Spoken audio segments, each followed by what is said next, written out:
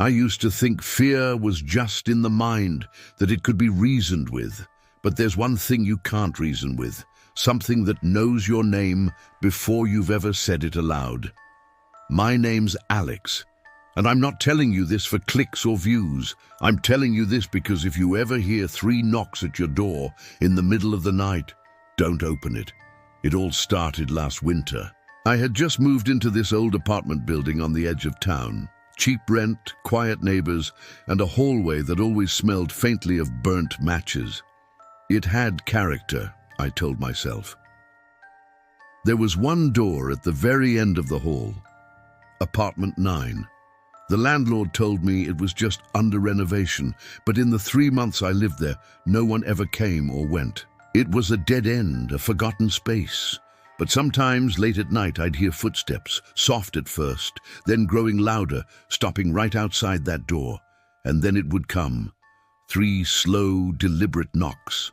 Knock, knock, knock. Always 3. Always between 3:01 and 3:15 a.m. It was so precise, you could set your watch by it. I tried to dismiss it as old pipes or the building settling, but the rhythm was too perfect, too intentional. It was a signal, but for who? One night, the insomnia was particularly bad. The silence of the apartment was suffocating, and my mind kept replaying the sound of those knocks.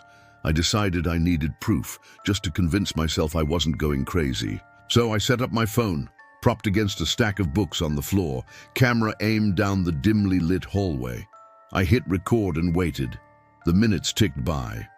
3:02 a.m., there it was, clear as day. 3 distinct knocks.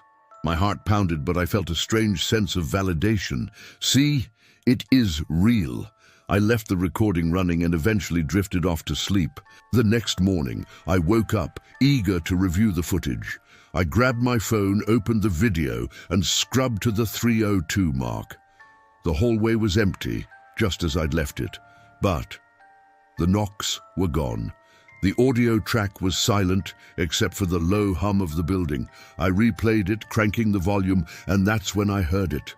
A whisper, so faint I almost missed it. It said, "Alex, let me in." It was my name, whispered in my own voice. I felt a cold dread wash over me. I deleted the video immediately, my hand shaking. It had to be a glitch, a weird audio artifact from the recording app. It had to be. But that night, as I sat in the dark, my phone buzzed. A text from an unknown number. Just 4 words. Apartment 9. It's open now. I stared at the screen, my blood turning to ice. I should have called someone, the police, my landlord, anyone. But a morbid curiosity, a pull I can't explain, took over. I stepped out into the hall. The overhead lights flickered erratically, casting long, dancing shadows. A low, vibrating hum filled the air, and at the end of the hall, Apartment 9's door was ajar, a sliver of perfect darkness beyond it. I took a hesitant step forward, then another. The air grew colder with each step, like the warmth was being pulled right out of me, siphoned into that dark void. I pushed the door open. The apartment was completely bare. No furniture, no lights, not even a window. Just a single, solitary wooden chair sitting in the middle of the room, facing the far wall. My eyes adjusted to the gloom, and I saw them. Carved into the plaster wall above the chair were hundreds, maybe thousands, of tally marks, scratched deep into the surface, one after another, and beneath them, scrawled in something dark and smeared, were 4 words: 3 knocks, 3 nights. Just then my phone rang, the same unknown number. My hand trembled as I answered and put it to my ear, and through the speaker my own voice, distorted and cold, whispered, "Don't turn around." I froze. A deafening silence hung in the empty room. Then, behind me, a loud, concussive knock echoed through the space, making the floorboards vibrate. I couldn't help it.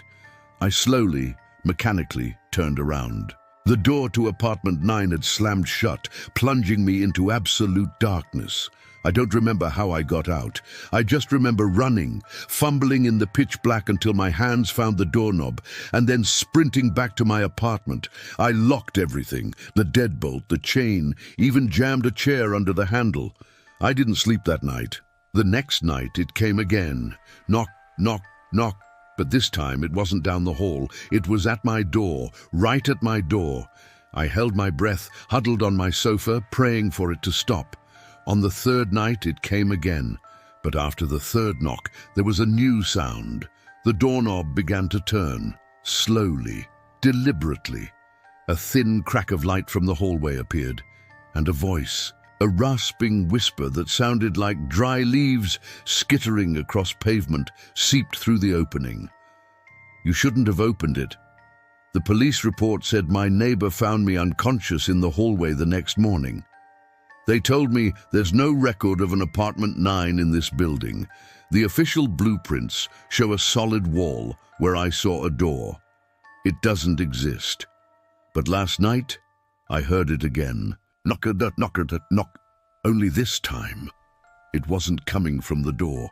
It was coming from inside my wall.